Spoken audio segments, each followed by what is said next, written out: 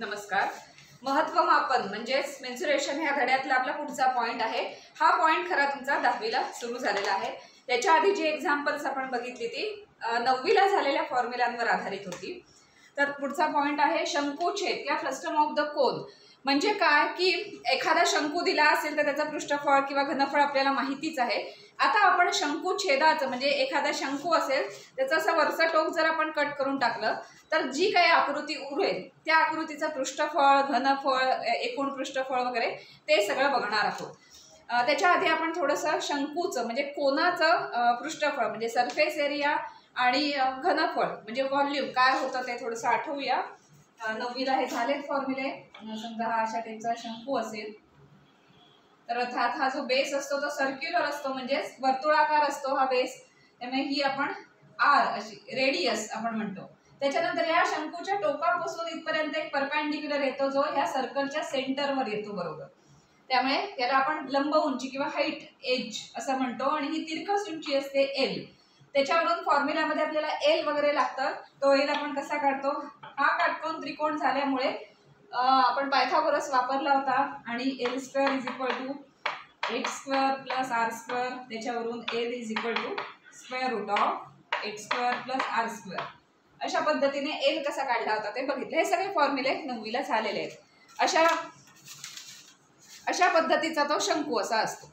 म्हणजे आईस्क्रीमचा कोन म्हणा किंवा ते वाढदिवसात डोक्यावर टोपी ठेवतात त्या आकाराचा तो कोन किंवा शंकू. त्याच्यानंतर त्याचं वक्र पृष्ठफळ बघितलं होतं. वक्र पृष्ठफळ म्हणजे काय की एखाद्या आकृतीला 3 डायमेन्शनल किंवा त्रिमितीय आकृतीला बाहेरून किती कागद लागेल या कागदाचं क्षेत्रफळ म्हणजे एरिया काढणं म्हणजे त्याचा सरफेस एरिया म्हणजे 3D आकृतीचा सरफेस एरिया किंवा पृष्ठफळ म्हणतात. त्याच्यात काही आकृत्यांचे आपण वक्र पृष्ठफळ आणि एकूण पृष्ठफळ म्हणजे आकृती ओपन असेल तर वक्र पृष्ठफळ येतं. म्हणजे हा कोन आहे, हा ओपन आहे, तर हा बाहेरचा भाग जेवढा आहे तो कागद किती आहे ते आपण अशा ओपन केल्यावर तो लक्षात आला की काय असणार आहे. मग त्याची ही हाईट म्हणजे ही उंची म्हणतात त्याला तिरकस उंची होती एल आणि हा जो भाग होता तो पाय आर असा म्हणजे परिघासारखा झाला कारण तो सर्कल आहे ना. हा बंद केला आपण कोन अशा पद्धतीने तर हा सर्कल आहे. हा जो भाग आहे इथला भाग आहे तो सर्कल आहे. त्यामुळे वक्र पृष्ठफळ किती आलं होतं ह्याचं? वक्र पृष्ठफळ हे आपण कोणासाठी बघतोय? शंकूसाठी. ह्याच्यावरून शंकुछेदाचे काढायचे आपल्याला.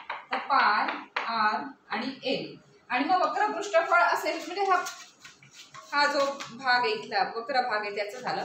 प्लस याला जर झाकण लावलं या कोनाला तर हा सर्क्युलर भाग येतो. या सर्क्युलर भागाचं पण एरिया म्हणजे क्षेत्रफळ आपल्याला त्याच्यात ऍड करावं लागेल. म्हणजे मग एकूण किती कागद लागला असं होईल. म्हणजे आईस्क्रीमचा कोन घेतला आणि त्याला झाकण लावलं आणि मग बाहेरून सगळ्याला कागद लावायचं झालं तर किती क्षेत्रफळाचं म्हणजे किती एरियाचा कागद लागेल हे काढणं म्हणजे एकूण पृष्ठफळ आहे. तर एकूण पृष्ठफळ किती होतं?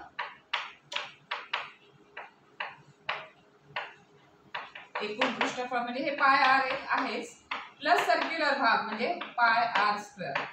मग त्याच्यातनं पाय आणि आर कॉमन आला आणि ब्रॅकेटमध्ये एल प्लस आर राहिला. अशा पद्धतीने एकूण पृष्ठफळ काढलं. आणि म्हटलं तसं काही फॉर्म्युले आपल्याला असं प्रयोग करून म्हणा किंवा अशा पद्धतीने ते बघता येतात. ते त्याचा पडताळा घेता येतो. आता समजा असं आपण क्यूबॉइड वगैरे म्हणजे इष्टिकाची ती घन ह्याचे बघितले होते 9वीमध्ये फॉर्म्युले. तर त्याचा आपण तो बॉक्स वगैरे घेऊन तो ओपन केला तर किती पृष्ठफळ होईल वगैरे अशा पद्धतीने आपल्याला ते लक्षात आलं होतं. घनफळाचे मात्र म्हणजे व्हॉल्यूमचे काही फॉर्म्युले हे डिराईव्ह केलेले आहेत. आपल्याकडे डायरेक्ट त्याची सूत्र आहेत. पण हे डिराईव्ह करताना जे पॉईंट्स वापरलेले आहेत त्याचा अभ्यास तुम्हाला 10वीपर्यंत नाही आहे. तर डेरिव्हेटिव्ह इंटिग्रेशन हे काही पॉईंट्स म्हणजे ह्या काही कन्सेप्ट्स आहेत ज्या तुम्हाला 11वी नंतर इंट्रोड्यूस होतात. त्याच्यावरून काही गोष्टींची व्हॉल्यूम्स आपण डिराईव्ह केलेली आहेत.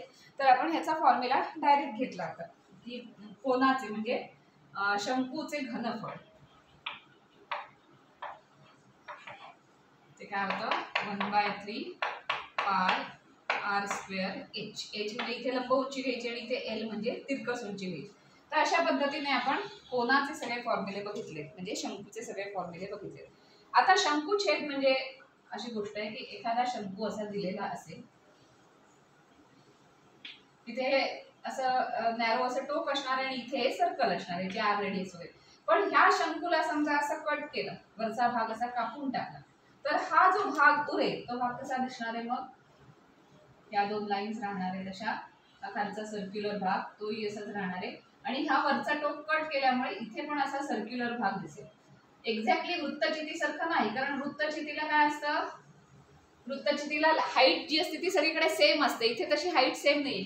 थोडक्यात बादली असते ना आपली पाण्याची बादली, त्याच्यासारखा आकार येणार आहे, त्याला शंकुच्छेदाचा आकार असतो, म्हणजे ही उलटी केली की ते बादलीसारखं होईल. तर तो भाग म्हणजे खालचा भाग पण सर्क्युलर, वरचा भाग पण सर्क्युलर आणि मग तो काय होतो? शंकुच्छेद. म्हणजे थोडक्यात आपण या शंकूचा शंकुच्छेद करायचा असेल तर हा कागद आहे, ह्याचा आपण शंकू तयार केलाय आणि समजा हा वरचा भाग आपण असा कट केला.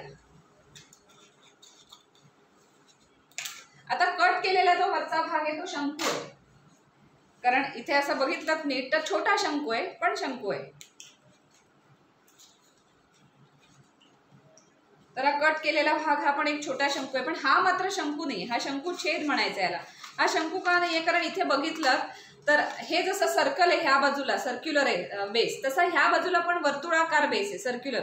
असं ठेवलं तर ते बादलीसारखं दिसेल. बादली डोळ्यासमोर आणा, तो काय असतो? शंकुच्छेद आकार असतो.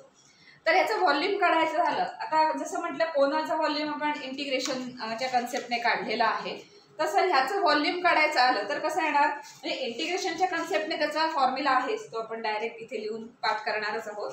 पण थोडक्यात काय की हा शंकुच्छेद आहे, बरोबर. हा कशाने तयार झाला? तर हा असा एकूण शंकू होता, त्याला हा कट करून बाहेर केल्या बाजूला केल्यामुळे हा शंकुच्छेद झाला. म्हणजे थोडक्यात ह्या शंकूमध्ये किती पाणी राहील हे काढणं म्हणजे याचं घनफळ म्हणजे व्हॉल्यूम काढणं असतं. आता टोटल व्हॉल्यूम, हा शंकू असताना टोटल व्हॉल्यूम जर आपण काढलं तर ते जे व्हॉल्यूम आहे त्या व्हॉल्यूम मधनं या छोट्या शंकूचं व्हॉल्यूम जर वजा करून टाकलं, मायनस करून टाकलं, तर उरलेल्या ह्या भागात किती पाणी राहील हा हे मिळणार आहे आपल्याला. म्हणजे थोडक्यात ते घनफळ म्हणजे व्हॉल्यूम कसा आलाय शंकुच्छेदाचा, तर हा सगळ्यात मोठा शंकू जो मेन शंकू आहे, तो जो मूळ शंकू होता तो, त्यातला हा जो कट केलेला भाग आहे तो टाकून द्यायचा, त्याचं व्हॉल्यूम डिलीट करून टाकायचं आणि मग उरलेलं जे व्हॉल्यूम असेल ते काय असेल? शंकुच्छेदाचं असेल. शंकुच्छेदाच्या व्हॉल्यूमचा फॉर्म्युला आपण डायरेक्टली लिहिणार आहोत. आपण पृष्ठफळ वगैरे बघूया, त्याच्यानंतर एच आणि एच कसा आला, एच काय असणार आहे, आर कसा आला, जसं आपण इथे बघितलं की एल कसा काढायचा त्याचा फॉर्म्युला आपण बघितला. समजा ह्याचा हा एल आहे आणि एल काढायचा आहे आपल्याला. आता एच कशी असणार आहे? ह्याचा सेंटर, ह्या सर्कलचा सेंटर आणि ह्या सर्कलचा सेंटर ह्यांना जोडणारी रेषा ही त्याची लंब उंची असणार आहे एच. आणि इथे ही रेडियस आहे, तिला समजा आपण R1 म्हटलं. ह्या सर्कलला पण एक रेडियस असणार, ही वेगळी रेडियस असणार आहे R2. वृत्तचिती म्हणजे सिलेंडरला दोन्ही रेडियस सेमच असतात, इथे नाही, इथे वेगवेगळे येणार आहेत. म्हटलं तसं नेहमी बादलीचं चित्र लक्षात घ्या, त्याची तिरकी असते, त्यामुळे सर्क्युलर खालचा भाग वेगळ्या रेडियसचा आणि वरचा सर्क्युलर भाग हा वेगळ्या रेडियसचा असतो, वेगळ्या त्रिज्येचा असतो. आता आपल्याला एल ची व्हॅल्यू काढायची. समजा आता डायरेक्ट इथे कसा पायथागोरस वापरता आला, इथे आता डायरेक्ट आला नाही तरी आपण इनडायरेक्टली तो पायथागोरस थेरम वापरणार आहोत. तर काय करायचं? हा एल काढायचा. त्याच्यामुळे काय झालं की हा एल काढायचा आहे तर खरं तर हे हवा आपल्याला, काटकोन त्रिकोण असायला हवा होता, पण हा R2 इथे मध्ये आल्यामुळे हा चौकोन तयार झालाय. आता तिथे पायथागोरस नाही वापरता येणार, पण हा एच आहे तो असा शिफ्ट करत करत आपण ह्या पॉइंट पासून ह्या पॉइंट पर्यंत असा परपेंडिक्युलर समजा इथे टाकला, तर ही लेंथ काय आहे? ही R1 आहे, ही सगळी लेंथ आहे ती R1 आहे. आणि आपण हा एच आहे तो असाच पॅरलल इथे पुढे पुढे सरकवून शिफ्ट करून तिथे परपेंडिक्युलर जर आपण टाकला तर ह्याची पण उंची किती येणार आहे? एचच. आणि ही R2 हाईट आहे, ही R2 हाईट आहे. हा सगळा काय तयार होणार आहे? आयत म्हणजे रेक्टँगल तयार होईल. आणि जो पुढे शिफ्ट केल्यामुळे हा एच तयार झाला, त्यामुळे हा जो तयार झालेला आहे ह्या इथे परपेंडिक्युलर आहे, कशाला? या R1 ला इथे परपेंडिक्युलर आहे, त्यामुळे हा जो आहे तो काटकोन त्रिकोण तयार झाला.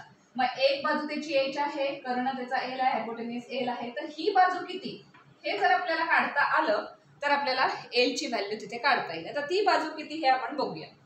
या पॉइंट पासून या पॉइंट पर्यंतचं डिस्टन्स किती आहे सगळं? तर R1 इतकं डिस्टन्स, हे एवढं डिस्टन्स म्हणजे R1 आहे. त्याच्यातून हे एवढं छोटं डिस्टन्स मायनस केलं तर आपल्याला ह्या डिस्टन्स म्हणजे आपण वेगळा रंग देऊ थोडासा, हा आपला काटकोन त्रिकोण आहे, गुलाबी रंगातला आहे जो, तो आपला काटकोन त्रिकोण आहे. त्याच्यावरनं आपल्याला एल मिळू शकते पायथागोरसने. पण त्यासाठी ही जी बाजू आहे तिची आपल्याला लेंथ लागेल, ती कशी काढणार? या पूर्ण R1 मधून ही जी छोटी आहे ती जर मायनस केली तर आपल्याला ह्याची लेंथ मिळेल. तर ह्या पूर्ण R1 मधून ही लेंथ म्हणजे किती असणार आहे, तर हा आयत रेक्टँगल झाल्यामुळे ह्याची जी रेडियस आहे ही ती म्हणजे काय असणार आहे, ही लेंथ.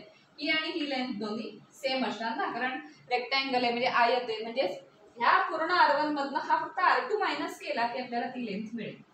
म्हणजे R1 मधून R2 मायनस करूया म्हणजे ही लेंथ मिळेल. आता ट्रायंगलला समजा आपण नाव दिलं तर हा A, हा पॉइंट B आणि C. मग BC ची लांबी किती मिळाली, तर R1 मायनस R2 आणि AB ची लांबी किती मिळाली, तर H. आता ह्या सगळ्यावरून आपल्याला L काढता येऊ शकतो. म्हणून इथे L काढायचं असेल तर L square is equal to H square plus R1 minus R2 bracket square आणि L काढायचं तर L is equal to square root of H square plus R1 minus R2 bracket square. कोणातनं काय मायनस केले ते लक्षात ठेवा. ही जी मोठी रेडियस आहे ह्या बाजूची मोठी रेडियस मधनं लहान रेडियस मायनस केली, त्याचा स्क्वेअर ही एक बाजू झाली आणि ही एक बाजू झाली. त्याच्यावरून आपण L म्हणजे तिरकस उंची काढू शकतो, कारण की आपल्याला पुढे ह्याच्यासाठी लागणार, पृष्ठफळासाठी लागणार आहे. आता ह्या शंकुछेदाचं वक्र पृष्ठफळ काढायचं झालं तर व्यवस्थित जर तो शंकुछेद आपण अगदी व्यवस्थित मापून मोजून केलेला असेल तर साधारण हा कशासारखा दिसतोय बघा, हा ट्रॅपेझियम सारखा दिसतोय. म्हणजे इथे थोडंसं असं तिरकं दिसतंय कारण हे एकत्र केलं की सर्क्युलर होतं. म्हणजे अप्रॉक्सिमेटली आपण ते फॉर्म्युला इथे तयार करणार. अप्रॉक्सिमेटली म्हणजे जवळजवळ ट्रॅपेझियम होतं, जवळजवळ, कारण हा सर्क्युलर आहे. हा इथे केल्यावर ही एक रेषा आली, ही एक पुढची रेषा आली आणि ह्या दोन अशा रेषा. म्हणजे हा जर ओपन केला, असा ओपन केला तर तो ट्रॅपेझियम किंवा समलंब चौकोनासारखा दिसतो अशा पद्धतीने. आणि मग समलंब चौकोनाचं जे क्षेत्रफळ असेल ते शंकुछेदाचं काय असणार आहे, वक्र पृष्ठफळ. कारण 3 डायमेन्शन मध्ये जे वक्र पृष्ठफळ किंवा पृष्ठफळ म्हणजे सरफेस एरिया जो असतो तोच 2 डायमेन्शन मध्ये काय असतं, त्याला क्षेत्रफळ म्हणतो किंवा एरिया म्हणतो. कारण हा शंकुछेद आहे म्हणजे हा कोन आहे, त्याचा जर कागद आपण लावलेला असा ओपन केला तर तो कसा दिसतोय, समलंब चौकोनासारखा म्हणजे ट्रॅपेझियम सारखा दिसतोय. याचं सूत्र आपल्याला माहिती आहे, ट्रॅपेझियमचं क्षेत्रफळाचं आठवत असेल, 9वीला झालेलं आहे. तर त्यासाठी आपल्याला हाईट लागते. आता हाईट कोणती घ्यायची, तर हाईट इथे एलच येणार आहे. एल अगदी एक्झॅक्टली लंब नसेल तरी अप्रॉक्सिमेटली तो तिथे लंबच असणार, म्हणजे जवळजवळ लंब असं आपण म्हणणार. कारण एच असते ती इथनं मधनं जाते, ही ह्या दोन मधल्या पॉईंटना जोडणारी एच आहे. म्हणजे सरफेस एरियाशी याचा काही संबंध नाही एचचा, कारण तो सरफेसवर नाहीच आहे. एच ही हाईट सरफेसवर नाहीच आहे. सरफेसवर असणारी हाईट म्हणजे कोणती, तिरकस उंची, म्हणजे ही एल ही सरफेसवर असणारी हाईट आहे. त्यामुळे जेव्हा समलंब चौकोन म्हणून याला आपण ओपन करू तेव्हा ही जी येणार आहे ती हाईट कोणती असणार आहे, एल. म्हणजे आपल्याला जी एल लागते ती ही एल असणार आहे हाईट. त्याच्यानंतर ह्याची लेंथ लागते आणि ह्याची लेंथ लागते. आता ती किती असेल, जेव्हा आपण असा क्लोज करतो तेव्हा लक्षात येईल की हा सर्कल आहे म्हणजे ह्याचा परिघ ही त्याची लेंथ असणार आहे आणि हा भाग पण सर्कल आहे म्हणजे ह्याचा परिघ ही त्याची लेंथ असणार आहे. परिघ ही त्या सर्कलची लेंथ असते ना, एका पॉईंट पासून त्या पॉईंट पर्यंत परत येणं म्हणजे काय होतं, आपण पूर्ण परिघावर फिरलो सर्कलच्या असं होतं, म्हणजे ती तेवढी लेंथ असते सर्कलची. त्यामुळे ह्याची लेंथ किती असणार आहे, तर ह्याची रेडियस असेल त्या प्रमाणात जो परिघ आहे तो. मग ह्या सर्कलचा परिघ काय असणार आहे, R2 रेडियस आहे म्हणजे 2πr2 ही याची लेंथ होणार आहे. आणि हे सर्कल आहे, ह्याचा परिघ काढायचा आला म्हणजे पेरिमीटर काढायचा आला तर तो किती येणार आहे, तर ह्याची काय ती रेडियस किती R1 आहे म्हणजे 2πr1. म्हणजे ह्याची लेंथ मिळाली, ह्याची लेंथ मिळाली, हाईट मिळाली. तर असं केल्यावर आपल्याला समलंब चौकोनाचं सूत्र वापरता येईल. आता ते समलंब चौकोनाचं सूत्र लिहूया. तेच म्हणजे काय असणार आहे, ह्याचं वक्र पृष्ठफळ. म्हणून शंकुछेदाचे वक्र पृष्ठफळ बरोबर काय येणार आहे, ह्याचा फॉर्म्युला काय असतो, 1/2 इंटू हाईट म्हणजे एल इंटू या समांतर असणारे म्हणजे पॅरलल असणारे साइड्स असतात त्यांच्या लेंथची ऍडिशन. आठवा ते 9वीत झालेला समलंब चौकोनाचं क्षेत्रफळाचं सूत्र म्हणजे काय येणार आहे, 2πr1 प्लस 2πr2. आता याची ऍडिशन नाही होणार कारण एकीकडे R1 एकीकडे R2 आहे, त्यामुळे फक्त 2π कॉमन म्हणून बाहेर येईल म्हणजे 1/2 2π इथला एल आहे आणि ब्रॅकेट मध्ये राहिला R1 प्लस R2. त्यापैकी 2 कॅन्सल होईल म्हणजे पाय L into R1 plus R2 हे होणार वक्र पृष्ठफळ, इथे काय होतं वक्र पृष्ठफळ पाय आर एल नुसतं होतं, म्हणजे हा इथे नुसता आर होता कारण एकच सर्कल एकच रेडियस आहे, ते R1 प्लस R2 येणार आहे.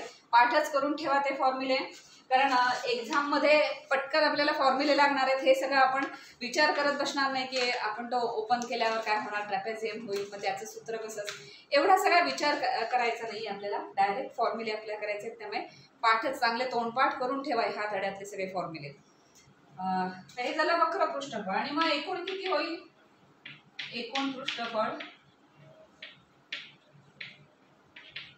म्हणजे हे वक्र पृष्ठफळ येणारच आहे, म्हणजे पाय एल इंटू ब्रॅकेट मध्ये R1 प्लस R2 प्लस, आता इथे दोन सर्कल आहेत, मग एकूण पृष्ठफळ काढण्यासाठी हे पण सर्कल आहे त्याचं ऍडिशन करायला गेलं, आणि हे पण एक सर्कल आहे त्याचा जो एरिया आहे तो पण ऍड करायला लागेल. म्हणजे काय, ह्याला जर दोन्ही बाजूने झाकण लावलं आणि मग वरनं कागद लावला तर किती लागेल हे बघण्यासाठी वक्र बाजूला पण लागलेला कागद प्लस हा जो काही सर्कल भागाला लागलाय तो वर्तुळाकार प्लस ह्या वर्तुळाकार भागाला लागलेला कागद.